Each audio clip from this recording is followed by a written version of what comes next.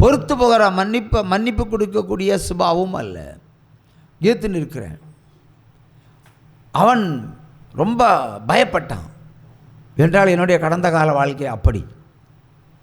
ஆனால் அந்த பணத்தை அவனுக்கு அந்த குறித்த நேரத்தில் அவனால் தர முடியலை. இயலாமை. அன்றைக்கு நான் கெடு கொடுத்த அந்த நாளிலே தேவன் ஒரு யுத்தத்தை செய்தார். ஒரு மிகப்பெரிய யுத்தத்தை செய்தார். எனக்கு எதிராக தான் ஒரு யுத்தத்தை செய்தார். ஏனென்று சொன்னால், மளிகை கடையில் ஹோட்டலுக்கு பொருள் வாங்கினால 3400 ரூபாய் கொடுக்கப்பட வேண்டும். 3400 ரூபாய் கொடுக்கப்பட வேண்டும். அவன் ரொம்ப நண்பனும் ரொம்ப நெருக்கமான உறவினரும். அவனுக்கு நான் ஏகப்பட்ட உதவிகளையும் செய்திருக்கிறேன். திடீரென்று ஹோட்டல் வேகமான வியாபாரம் நடக்கிற அந்த வேளையில் திடீரென்று புகுந்தான். எனக்குரிய காசை கொடுத்துட்டு நீ ஹோட்டலை ஆரம்பித்தா போதும். சப்ளை பண்ணும்போது சப்ளை இலையை பிடுங்கிடுவான். எனக்குள்ள காசை வச்ச பிறகு நீ தோசை அவனுக்கு சப்ளை செய்தால் போதும். திடீரென்று ஒரு மிருக சுபாவத்தோடு அவன் ஏற்பட்டு அந்த 9 மணி வரைக்கும் அந்த ஹோட்டலை நடத்த விடாமல் தடுத்தான்.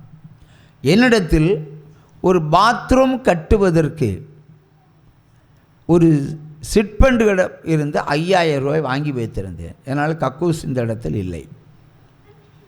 அந்த கக்கூஸ் கட்ட வேண்டிய அந்த 5000 ரூபாய் இருந்ததினால் அவனுக்கு கொடுப்பதற்கு நான் தயாராகவில்லை. ஏனென்றால் வியாபாரத்திலே ஒரு ஒப்பந்தம் உண்டு. என்ன ஒப்பந்தம்? நான் கிடைக்க தருவேன் இப்படி சொல்லி தான் அந்த பிஸ்னஸ் அக்ரிமெண்ட்டை போட்டு பொருட்கள் வாங்கிறதும் கொடுக்கறதுமாக இருந்தது. ஆனால் என்னிடத்தில் 5000 ரூபாய் இருப்பதை தெரிந்து கொண்டு இப்போதைக்கு அந்த பணம் வேண்டும் என்று அடம் பிடிக்கிறான். 9 மணி வரைக்கும் வியாபாரம் நடத்த விடவில்லை. வந்தவர்களெல்லாம் திரும்பி போனார்கள். நானும் இந்த பேலன்ஸை கொடுக்கறதுக்கு தயாராகவும் இல்லை. அவன் வாங்காமல் போகிற மாதிரியும் இல்லை. சுமார் 10 மணி ஆம்பம் சொல்கிறான் ஒரு வார்த்தை, இனி வரப்போது ரவுடிகள், உன் தலையை கொய்து, இப்படியே வார்த்தை சொல்லுவேன், தலையை கொய்து பணத்தை எடுத்துகிட்டு போவேன்னு சொன்னான். நான் ஆடி போயிட்டேன். ஏன்னா அந்த காலத்தில் என்னை அடித்து போட்டால் எந்த நாயும் என்னை கேள்வி கேட்கப் போவதில்லை. கைவிடப்பட்ட நிலை, ஒடுக்கப்பட்ட நிலை, பெற்றோருக்கும் வேண்டாம், உற்றாருக்கும் வேண்டாம், நாட்டுக்கும் வேண்டாம், கிராமத்துக்கும் வேண்டாம். வேறு வழி இல்லாததுனால இவளுக்கு மட்டும்தான் வேணும், இல்லைன்னா என்னையும் விட்டுருவா. உற்சமா கையை தட்டுங்க. ஹல்லேலூயா. அப்படிப்பட்ட ஒரு நெருக்கமான ஒரு சூழ்நிலை. எல்லாம் இழக்கும்போது தான் நமக்கு ஒரு வலி அதிகமாக இருக்கும். ஆனால் தேவன் கற்றுத்தருகிற ஒரு பாடம் அது. அவர் என்ன சொன்னார்? கடைசியில் பணத்தை கொடுத்து போயிட்டான். நான் ஆண்டவர் சமூகத்தில், ஏன் ஆண்டவரே, ஏன் ஏன் ஏன் என்று கேட்டு அவர் சொல்றாரு. அந்த காலை வேளையில் ஈபி அலுவலகரிடத்தில் என்ன பேசினாய்? உன்னுடைய திமிரு, உன்னுடைய அகங்காரம், உன்னுடைய பெருமை எல்லாவற்றையும் வெளிப்படுத்தி அவனை மிரட்டினாயே. அவன் உனக்கு தீங்கு இழைத்தது உண்மை. அதற்கு நீ கொடுக்க வேண்டியது மன்னிப்பு, தண்டனை அல்ல. ஆகவே தாழ்மை இல்லாத உனக்கு நான் நல்ல ஒரு பாடத்தை கற்றுத்தந்திருக்கிறேன். அவை சும்மா இருந்த ஒருதனை நானே எழுப்பி உனக்கு விரோதமாய் யுத்தம் செய்ய வைத்தேன். இதனால் என்ன வந்தது? அவமானம் வந்தது. ஜனங்கள் கூடினார்கள். எப்போ அடி நடக்கும் அதை பார்த்து வேடிக்கை பார்க்கலாம் என்று சில கூட்டங்கள் இருந்தது. கடைசியில் பணம் கொடுத்ததும் வேலை முடிஞ்சு போச்சு. முதலே கொடுத்தது அந்த பிரச்சனை இல்லை. ஆனாலும் கர்த்தர் சொல்லி தந்த பாடம் எப்படி சொன்னார்னா, ஒரு கடன்காரனை எஜமான் மன்னித்து விடுகிறான். மன்னிப்பு பெற்ற கடன்காரன் பலி அருகே வரும்போது அவனுக்கு கடன்பட்டவனை கண்டு பிடிச்சி அடிக்கிறான், இதை தண்டனை கொடுக்கிறான். இதை கேள்விப்பட்ட தேவன் திரும்ப வந்து மன்னிப்பு கொடுக்கப்பட்டவனை, அதாவது கடனில் இருந்து தள்ளுபடி செய்யப்பட்டவனை மறுபடியும் பிடிச்சு தண்டனை கொடுக்கிறார். சும்மா கையை தட்டுங்க. ஹல்லேலூயா. ஒருவருக்கொருவர் இந்த அன்பு இல்லைன்னா இந்த கிறிஸ்தவமே கிடையாது. ஒவ்வொருவரும் ஒவ்வொரு விதமாய் கடன் பட்டிருக்கிறார்கள். கடன்படாதவர்கள் உண்டா யாராவது? ஆகவே ஒருவன் இன்னொரு ஆளுக்கு கடன். ஒரு வழி இல்லைன்னா வங்கிக்காவது நம்ம கடனாளிகள், இல்லாவிட்டால் வங்கிக்கும் கடனாளிகள் இல்லை என்றால் தேவனுக்கு நம்ம கடனாளிகள். ஒரு சும்மா கையை தட்டுங்க. ஏன்னா தசமபாகத்தை கரெக்டாக கொடுப்போம் பாருங்கள், பொருத்தனையெல்லாம் சரியாக செலுத்துவோம் பாருங்கள். அதனால் கடவுளுக்கு நம்ம கடனாளிகள். ஆகவே யார் கற்றுத்தந்த பாடம் என்ன? நமக்கு நெருக்கங்கள் வரும்போது நம்ம தாழ்மையை பயன்படுத்த வேண்டும், தாழ்மையாய் இருக்க வேண்டும். தாழ்மையாய் நீ இருந்தாய் என்று சொன்னால் நீ உயர்த்தப்படுவாய். அன்றைக்கு எனக்கு ஒரு தண்டனையாக இந்த அவமானத்தை அவர் கொடுத்திருந்தாலும் நான் கற்றுக்கொண்டேன் பாடம். ஹல்லேலூயா. சீர்காழியிலே 50 லட்சம் ரூபாய் எனக்கு ஒருத்தன் கொடுக்கணும், இன்னைக்கு வர போய் கேட்கல. அவ என்னை ஏமாத்தின அத்தனை பேர்கிட்டையும் நான் இன்றைக்கு வரைக்கும் காசு கேட்டதும் இல்லை. ஒரு சும்மா கையை தட்டுங்க. ஹல்லேலூயா. அன்றைய பாடம். தேவன் நம்மை உயர்த்துவார், தேவன் நம்மை நடத்துவார், இந்த உலகம் அல்ல. ஆகவே கர்த்தராகிய தேவன் நம்மோடு இருந்தார். தள்ளப்பட்ட கல் கட்டிடத்துக்கு மூளை கல். உற்சம கையை தட்டுங்க. அன்றைக்கு தள்ளப்பட்ட கல் 3400 ரூபாய் கொடுக்க முடியாமல் ஒரு ஹோட்டலை 4 மணி நேரம் ஸ்டாப் பண்ணி வைத்த ஒரு சகோதரன். அதிலே கிடைத்தது எனக்கு கண்ணீரும் துக்கமும் தான். ஏனென்றால் அதிலே மன்னிக்கிற சுபாவம் என்கிட்ட இல்லை. எனக்கு கடன்பட்டவனை நான் மிரட்டுகிறேன். 7 மணிக்குள்ள பணத்தை கொண்டு வரலன்னா அதான் கரெக்டாக 7 மணிக்கு இன்னொருத்தன் வந்தான். இதுதான் கர்த்தருடைய நியாய தீர்ப்பு. ஹல்லேலூயா. ஒருவருக்கொருவர் மன்னித்து இந்த உலகத்தில் வாழ ஆரம்பித்தால் தள்ளப்பட்டு வெட்கப்பட்டு ஒடுக்கப்பட்டு கிடக்கிற நம்மை கட்டடத்திற்கு மூளைக்கல்லாக மாற்றுவார். உற்சம கையை தட்டலாம். இயேசு அன்றும் தள்ளப்பட்ட நிலையில் தான் இருந்தார்.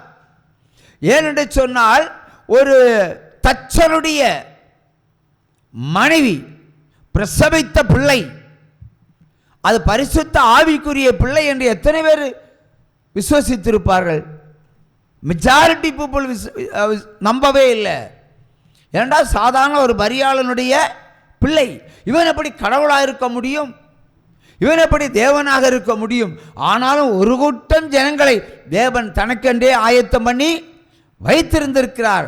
ஆகவே அந்த ஓசன்னா பாடல், கழுதை மேலே ஏறி வந்தாலும் தாவீதின் குமாரனுக்கு ஓசன்னா என்று பாடினார்கள். ஹல்லேலூயா. உற்சாகமா கையை தட்டி ஹல்லேலூயா. ஆகவே இன்றைக்கு நம்முடைய வாழ்க்கை பாதை மாற வேண்டும். நம்முடைய இருதயத்தில் என்ன இருக்கிறதோ, இன்னைக்கு நான் ஒன்று கேட்குறேன், உங்களுடைய கடன்கள் தள்ளுபடி ஆகணும்னு சொன்னால் நீங்கள் உங்கள் கீழே இருக்கிற கடன்களை நீங்கள் தள்ளணும், வேண்டான்னு விட்டுறணும். அப்போ கர்த்தர் யுத்தம் செய்ய ஆரம்பிப்பார். ஒருவன் குற்றவாளியாக இருந்துவிட்டு இன்னொருவளுக்கு நியாயம் தீர்ப்பு கொடுக்க முடியாது. உன் கண்ணில் இருக்க துரும்பை முதல்ல எடுன்னு சொல்லியிருக்கிறார். ஆகவே கழுதை மேலே ஏறி வந்தவர் நமக்கு கற்பிக்கிற பாடம் என்ன? எந்த குற்றம் செய்யாதவர் இந்த மாதிரி வந்திருக்கிறார். ஆகவே நீயும் தாழ்மையாய் இருந்தால் ஒரு நாள் உனக்கு வரும், அது உயர்வை கொண்டு வரும். அல்லேலூயா. சிங்கக்கேவியோ சூளை நெருப்போ அவர் என்னை காத்திடுவார்.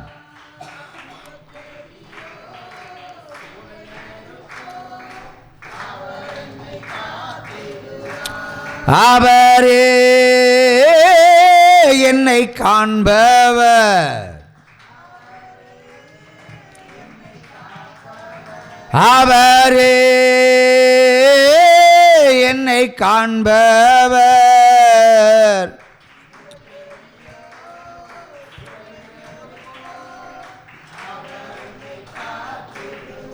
அல்லேலூயா. அல்லேலூயா. அன்றைக்கு தள்ளப்பட்ட ஒரு கல் தான் நான். இன்றைக்கு இந்த கட்டிடத்துக்கு ஒரு மூளைக்கல், ஊழியத்துக்கு ஒரு மூளைக்கல், உலகத்துக்கும் ஒரு மூலைக்கல்லாக கர்த்தர் மாற்றி விட்டார். இப்போ தேவன் சோதிக்கிறார் என்று சொன்னால் நன்மைக்கு. சோதனை வரும்போதெல்லாம் பின்வாங்கி போகக்கூடாது. சோதனை வரும்போது படியேறி போகணும். விசுவாசத்தில் மாடி படிகளை கடந்தால் மட்டும்தான் மொட்டை மாடியை பார்க்க முடியும். கீழே நின்றுட்டு மாடிப்படியெல்லாம் மொட்டை மாடியெல்லாம் பார்க்க முடியாது. ஆகவே தோல்வி என்ற படிக்கட்டுகள் நாம் அநேகம் சந்திக்க வேண்டும். சந்தித்தால் மட்டும்தான் மொட்டை மாடி ஆகிய பரலோகம் நமக்கு கிடைக்கும். ஒரு சும்மா கையை தட்டுங்க. அல்லேலூயா. ஒரு படி வலிக்கு போச்சுன்னு சொல்லிட்டு அப்படியே உட்கார்ந்தானுங்கி அவன் அந்த இடம் தான், அவ்வளோதான், சாப்டர் முடிஞ்சு போச்சு. நடந்தால் தான் 4 அடி பின்னாடி போகும் இல்லையா? அப்போ 4 அடி முன்னாடி நம்ம போக முடியும். வாழ்க்கை என்பது இதுதான். Life is a cup of tea. எப்படி குடிப்பீங்க? லைஃப் இஸ் ஒரு philosophy. Life is a cup of tea. சொல்லுங்க பிரதர். வாழ்க்கை என்பது ஒரு சாய. இது ஒரு விளக்கம் சொல்லுங்க.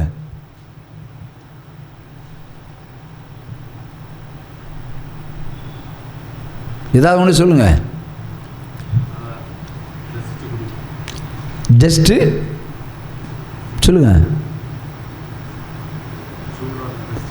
சூடோட ஏதாவது ஒன்று சொல்லுங்க. முழுமையாக ஒரு வார்த்தை சொல்லுங்கள். ஏதாவது அர்த்தம் கிடைக்குமான்னு பார்ப்போம்.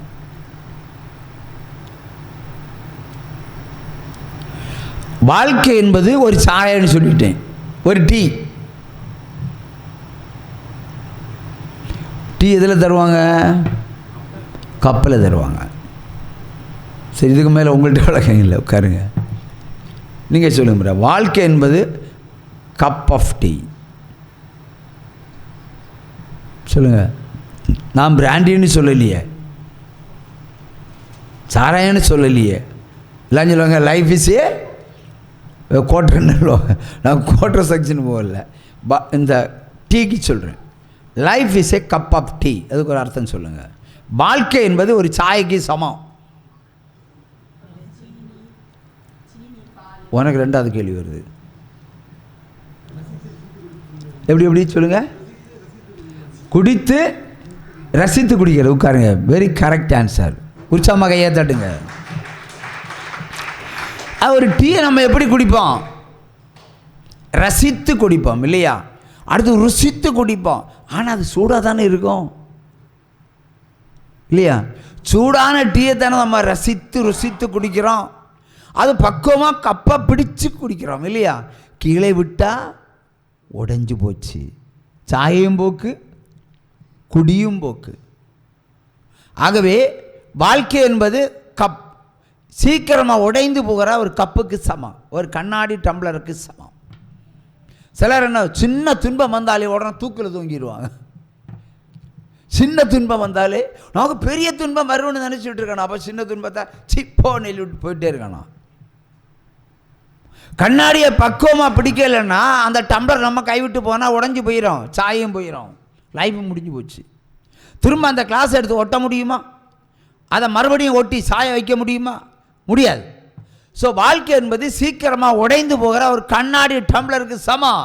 ஸோ பி கேர், எச்சரிக்கையார். வாழ்க்கையான ஒரு நிமிஷத்தில் சாத்தம் வாழ்க்கையை உடைச்சிருவான். ஆகவே ஜாக்கிரதையாக இருக்க வேண்டும் என்பதுக்கு இந்த கண்ணாடி. அதில் சாய. டீ என்பது ஆகாரம் இல்லையா? ஒரு மனிதன் வாழ்வதற்குரிய ஒரு ஆகாரம். அது எப்படி குடிப்போம்? சிலர் முடக்குன்னு குடிப்போம். எவ்வளோ சூடு இருந்தாலும் முடக்கு குடிப்பான். சிலர் ஒன்று ஊதி குடிப்பான். சிலவன் ரசித்து குடிப்பான், ருசித்து கொடுப்பான். ரசித்து ருசித்து குடிக்கிற வாழ்க்கை தான் உண்மையான வாழ்க்கை. அவ இந்த உலகத்தில் இருக்கிற அந்த கஷ்டத்தை, துன்பத்தை, சூடாக இருந்தாலும் ரசித்து ருசித்து குடித்தால் டேக் இட் ஈஸி. உற்சாகமாக கையை தட்டணும். வாழ்க்கை நம்ம கையில் தான் இருக்குது, அடுத்தவங்க கையில் இல்லை. அவ நீ எப்படி வாழ்கிறாய் என்பதை ஆண்டவர் பார்ப்பார். நீ பெருமையோட வாழ்கிறாயா, தாழ்த்தி விடுவார். நீ தாழ்மையாக இருந்தால் உன்னை உயர்த்தி விடுவார். ஆகவே நமக்கு உயர்வு வேண்டுமா, தாழ்மை வேண்டுமா? பிரதர், உயர்வா வேண்டும், அப்போ தாழ்த்திடுவார். உட்காருங்க. தாழ்மையை கேட்டதான் உயர்வை தருவார் பிரதர். எப்போவுமே யாரும் நீங்கள் பெருமையை கேட்காதீங்க. பெருமையை கேட்டால் ஒரு அடையாளத்தை நான் சொல்லுகிறேன். ஏற்கனவே ஒரு சொன்ன சாட்சி. ஒரு வழக்கறிஞர் இருந்தார். அவர் அழகான ஒரு வீடை கட்டினார். பிள்ளை இல்லாமல் இருந்து ஒரு பிள்ளை கிடச்சி ரொம்ப போராட்டத்தின் மத்தியில்.